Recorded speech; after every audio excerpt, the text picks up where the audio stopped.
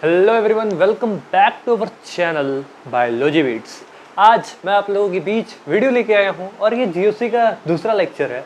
और इस लेक्चर में मैं बात करने वाला हूँ इंडक्टिव इफेक्ट को लेकर के। ठीक है, पहले लेक्चर में भी मैंने बहुत सारी चीज़ों को कवर किया था, जो प्री जीओसी के कंसेप्ट थे उन्हें वहाँ पे कवर किया था।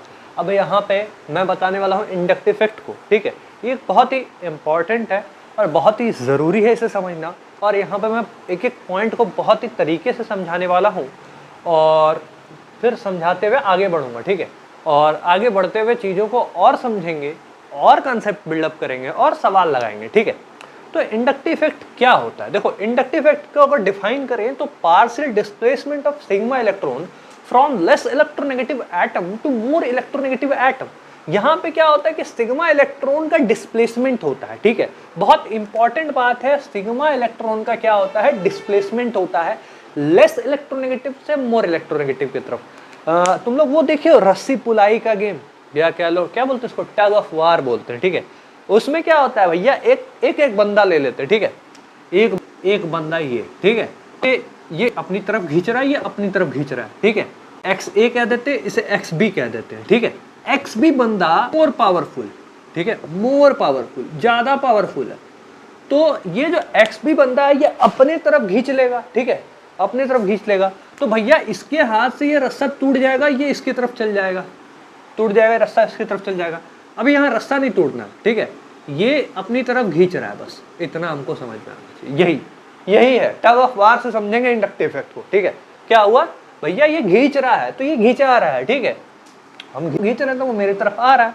तो अब समझ लेते हैं ये इसका इलेक्ट्रॉन। ठीक है, तो भैया ये मोर पावरफुल मतलब एक्स बी ज्यादा इलेक्ट्रोनेगेटिव है एक्स ए से। ठीक है, तो ये इसके इलेक्ट्रॉन को अपनी तरफ, अपना इलेक्ट्रॉन तो इसका इसकी तरफ है, तो ये खींच लिया। तो यहाँ पे क्या हुआ, शिफ्टिंग हुआ, इसके कारण इस पे पार्शियल नेगेटिव और इस पे पार्शियल पॉजिटिव चार्ज का बिल्डअप हो गया। ठीक है, तो यहाँ पे क्या हुआ, ये जो और ये क्या है, सिग्मा बॉन्ड है, और सिग्मा बॉन्ड के ये सिग्मा इलेक्ट्रॉन है। तो पार्शियल डिस्प्लेसमेंट सिग्मा इलेक्ट्रॉन का लेस इलेक्ट्रोनेगेटिव से मोर इलेक्ट्रोनेगेटिव की तरफ, इसी को क्या बोल दिए हम लोग, इंडक्टिव इफेक्ट बोल दिए। ठीक है, ऑब्जर्व इन सिग्मा बॉन्ड, भैया सिग्मा इलेक्ट्रॉन है तो सिग्मा बॉन्ड की बात होगी। अब यहाँ एक पॉइंट लिख लो जरूर, सिग्मा बॉन्ड में ऑब्जर्व होता है, लेकिन ये सैचुरेटेड में भी देखने को मिलेगा और अनसैचुरेटेड में भी देखने को मिलेगा, दोनों में देखने को मिलेगा। ये बात याद रख, ऐसा नहीं है कि अनसैचुरेटेड में नहीं है। ठीक है, दोनों में देखने को मिलेगा। ठीक है, अब देखो, अगर इलेक्ट्रॉन विड्रॉइंग नेचर हुआ तो माइनस आई इफेक्ट है, अगर इलेक्ट्रॉन डोनेटिंग नेचर हुआ तो प्लस आई इफेक्ट है, या माइनस आई और माइनस प्लस आई। ठीक है, तो जो इलेक्ट्रॉन विड्रॉइंग होता है, एक ग्रुप होता है, उसको हम लोग बोलते हैं इलेक्ट्रॉन विड्रॉइंग ग्रुप, और इलेक्ट्रॉन डोनेटिंग को ईडीजी बोलते हैं, इलेक्ट्रॉन डोनेटिंग ग्रुप, और या फिर प्लस आई, और इलेक्ट्रॉन विड्रॉइंग को बोलते हैं माइनस आई। डिस्टेंस पे डिपेंड करता है, मतलब जैसे कार्बन है, यहाँ पे एक्स लगा दिए, ठीक है, इसको मिटा रहे हैं। ठीक है, यहाँ पे एक्स लगा दिए, तो हुआ मान लो क्या कि एक्स ज्यादा इलेक्ट्रोनेगेटिव है कार्बन से। ठीक है, तो ये इलेक्ट्रॉन खींचेगा, तो इसमें नेगेटिव तो इस पे पार्शियल पॉजिटिव, ऐसा सा। तो इस कार्बन पे इसके वजह से जो इफेक्ट है ना वो कम होगा इसके और इसके कंपैरिजन में। सबसे पावरफुल इस पे देखने को मिलेगा, उसके बाद इस पे, फिर इस पे। समझ में आया? परमानेंट है मतलब भैया परमानेंट है, इसको किसी से फर्क नहीं पड़ता, ये है तो है और रहेगा। ठीक है, और हम मान के चलते हैं कि हाइड्रोजन का इंडक्टिव इफेक्ट जीरो है, हाइड्रोजन का इंडक्टिव इफेक्ट जीरो है। ठीक है, तो इतनी चीजें मैं बता रहा हूँ, और इतने अच्छे तरीके से तो मैंने ग्रेजुएशन वाली की भी वीडियो बनाई थी अभी, उसमें भी मैं यही पढ़ा रहा हूँ इंडक्टिव इफेक्ट। बट अगर आप उस वीडियो को जाके देखोगे, बीएससी वाली केमिस्ट्री चैनल का नाम है, हाँ, क्रॉस प्रमोशन में करता रहता हूँ। ठीक है, तो जब जाके देखोगे तो वहाँ पे बोलोगे भैया ये सब तो आपने कुछ बताया ही नहीं, 2 पॉइंट लिखे खत्म। क्यों भाई? अरे ये सब पढ़ के आए हैं वो लोग, ठीक है, उनको इतना डिटेल में नहीं बताना चाहिए। वास्तविक बात बताऊँ तो वहाँ डिटेल वाली चीज़ नहीं, वहाँ जो बता रहा हूँ यहाँ नहीं बताऊँगा मैं। ठीक है, तो ये चीज़ें क्लियर हो गई। चलो ठीक है, अब मैं ग्रुप का ऑर्डर लिखूंगा, प्लस आई ग्रुप का ऑर्डर लिखूंगा, वो ऑर्डर याद कर लेना, क्योंकि देखो आप लोग को ऑर्डर याद हो तो ज़्यादा ज़रूरी है, क्योंकि उस ऑर्डर पर डायरेक्ट सवाल यूँ बन जाते हैं। मतलब क्या ऑर्डर क्या है, न फरहान, न ऋतिक, न हीरालाल, न ओमपुरी। देखो मैंने भी कहीं से पढ़ के याद किया, किसी का निमोनिक सुन के याद किया, वही आप लोगों को बता रहा हूँ, मुझे जो अच्छा लगा। वैसे बठेरो निमोनिक्स है, बॉटेरो निमोनिक्स आप लोग बना सकते हो, तो जैसे अच्छा लगे, बस याद होना इंपॉर्टेंट है वो ऑर्डर। चाहे मेरे तरीके से हो चाहे आपके तरीके से हो, बस इस खोपड़ी में वो ऑर्डर सेट होना चाहिए, ठीक है। तो लिख लो इसको, यहाँ पे मैंने ऑर्डर लिख दिया, ठीक है।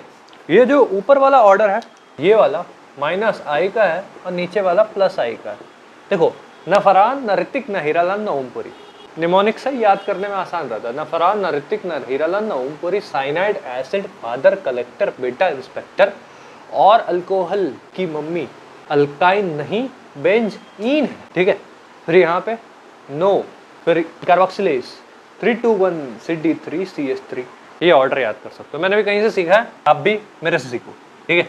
सीखने की परंपरा है, मैंने सीखा, आपको सिखाया, आप अपने दोस्तों को सिखाओ। तो यही चीज़ है, फरहान ऋतिक। अब देखो भैया, अगर किसी से ये ग्रुप अटैच है तो इसका -i ज़्यादा है, इसका -i 0 के मुताबिक मैंने कहा था, इसको भी 0 के मुताबिक, तो भैया ये यहाँ है। बट हाँ, बस यही देखना है कि ये लगा हुआ है कि वो लगा हुआ है। अगर ये लगा हुआ है तो ठीक है, ये लगा हुआ है तो ठीक है। ये +i इफेक्ट शो करेगा, मतलब इलेक्ट्रॉन डोनेटिंग ग्रुप है। ये -i इफेक्ट शो करेगा, इलेक्ट्रॉन विड्रॉइंग ग्रुप है। अब देखो, इसके एप्लीकेशन पे सवाल बनते हैं। इसका एप्लीकेशन क्या क्या है?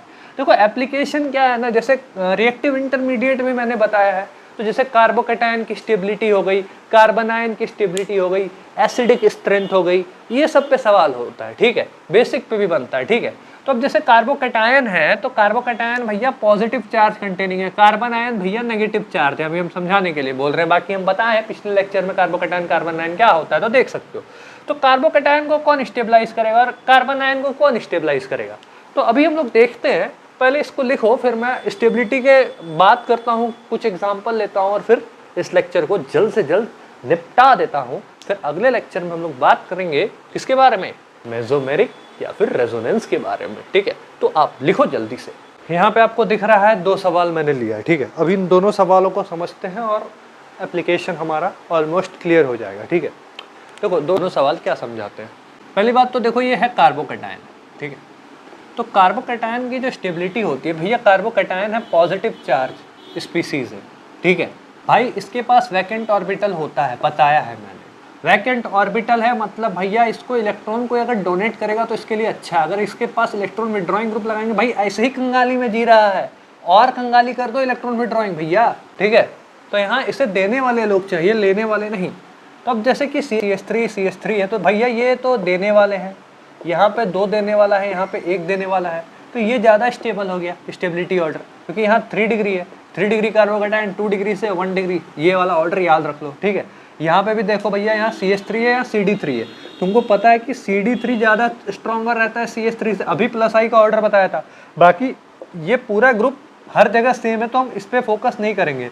जो लगा हुआ है ये बता देता हूँ, ये ना इसके अगर इसको हम ऑर्थो मेटा और पारा बोलते हैं, ठीक है। और यहाँ पे भी सेम चीज़ होती है, ऑर्थो मेटा और पारा, ठीक है। तो भैया मेटा पोजीशन पे CH3 और यहाँ CD3 है, CD3 ज़्यादा होता है तो B, फिर क्योंकि ये तो ले लेगा, इलेक्ट्रॉन डोनेट करने वाला है तो ये ज़्यादा अच्छा डोनेटर है इससे, और ये तो भैया ले लेगा तो ये स्टेबिलिटी और घटा देगा। तो NO2 को हम लोग नहीं देख रहे हैं, ठीक है, क्योंकि ये तो निकाल देगा, ये तो भैया तगड़ा इलेक्ट्रॉन विड्रॉइंग ग्रुप है ना, तो ये तो और कंगाली में इसको ला देगा। तो सबसे स्टेबल कौन है? सबसे स्टेबल है B, फिर A, फिर A, फिर आखिर में C, ये ऑर्डर होगा, ठीक है। ये चीज़ है।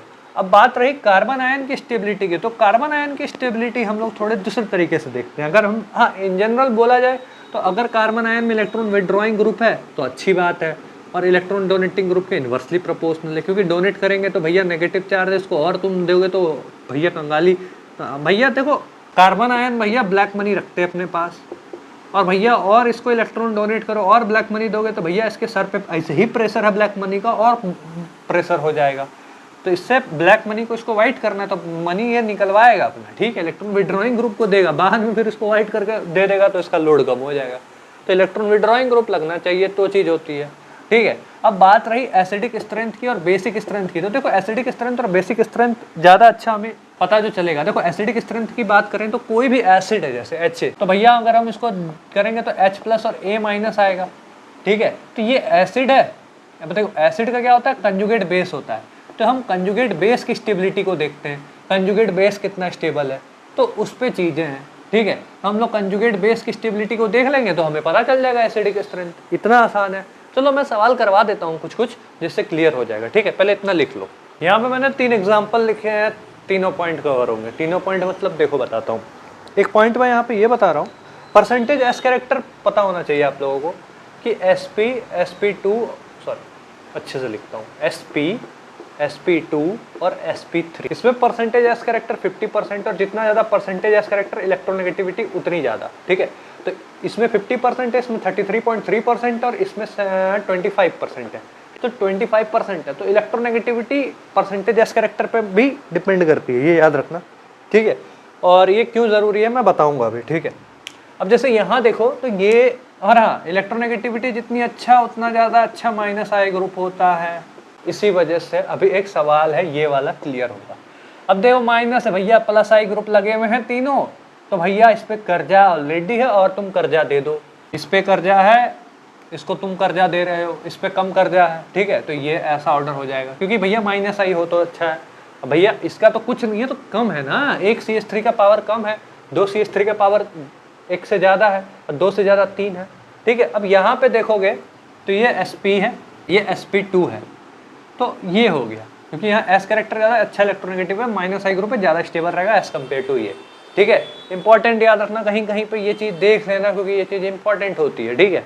अब अगर हम एसिड की बात करें तो H हटाओ और इसके कंजुगेट बेस देखो सेम ही है, यहाँ पे Cn लगाए, CH3 लगाए, F लगाए, CH3 भैया प्लस आई ग्रुप पे हो, हाई तोबा हो गया, नेगेटिव है, प्लस आई है, कर्जा बढ़ाओ, कर्जा कम करना है तो ये और ये में देखो साइनाइड है, तो भैया इससे अच्छा, फिर C अच्छा, फिर B अच्छा, मतलब B तो भैया बहुत गंदा है बट फिर भी अगर देखा जाए तो यहाँ पे ये अच्छा, यहाँ पे ये, तो यहाँ पे इंडक्टिव इफेक्ट होता है समाप्त। वैसे सवाल बहुत है, बटेरो में करवा सकता हूँ, मैं करवाऊँगा नहीं, ठीक है। और बात रही सवाल दे नहीं रहे हैं या सवाल करवा नहीं रहे हैं या फिर सवाल मिल नहीं रहा है, सारी चीज़ें आप लोगों को प्रोवाइड करा दी जाएगी। बस यही है कि डिपेंड करता है कि रिस्पांस कितना तगड़ा आता है, जितना अच्छा रिस्पांस उतनी तगड़ी चीज़ें आप लोगों को मिलेंगी। सारी चीज़ें रेडी हैं बट रिस्पांस की बात है, ठीक है। अब हाँ, थोड़ा लेट हो गया था क्योंकि मैं सोच रहा था कि हाँ थोड़ा सा और फंसा हुआ था, इस वजह से लेट हो गया था। मतलब फंसा हुआ क्या था, मतलब जो मेरा दूसरा चैनल है मैं वहाँ पे बना रहा था, वहाँ पे चीज़ें समझा रहा था। मैं बोला एक ही साथ अलाइन करता हूँ तो फिर स्मूथ चलेगा, वहाँ पे भी ये चीज़ पढ़ानी है, यहाँ पे भी पढ़ानी है, थोड़ा बहुत डिफरेंस ऑफ लेवल रहता है, कोई बात नहीं, बट चीज़ें एक साथ चलेंगे तो साथ ही साथ खत्म होंगी, ठीक है। और देखो ये सब जो चीज़ें हैं ना, कार्बोकैटायन की स्टेबिलिटी, कार्बोनाइन की स्टेबिलिटी, ये सब, या फिर जनरेशन ऑफ कार्बोकैटायन कार्बोनाइन, भैया इस पे तो अभी तो आप लोगों को ऐसे ही बता दिया गया। बाद में क्या होता है कि सारी चीज़ों को बहुत डिटेल में एक्सप्लेन किया जाता है। रिएक्टिव इंटरमीडिएट अलग हो जाता है, फिर अगर कहूँ तो हाँ GOC अलग, रिएक्टिव इंटरमीडिएट अलग, स्टीरियोकेमिस्ट्री तो उसमें भी अलग है, बट हाँ स्टीरियोकेमिस्ट्री के नाम पे आप लोग आइसोमेरिज्म पढ़ते हो, आइसोमेरिज्म समझते हो, ठीक है। तो वहाँ पे थोड़ा डिफरेंट चीज़ है, ठीक है।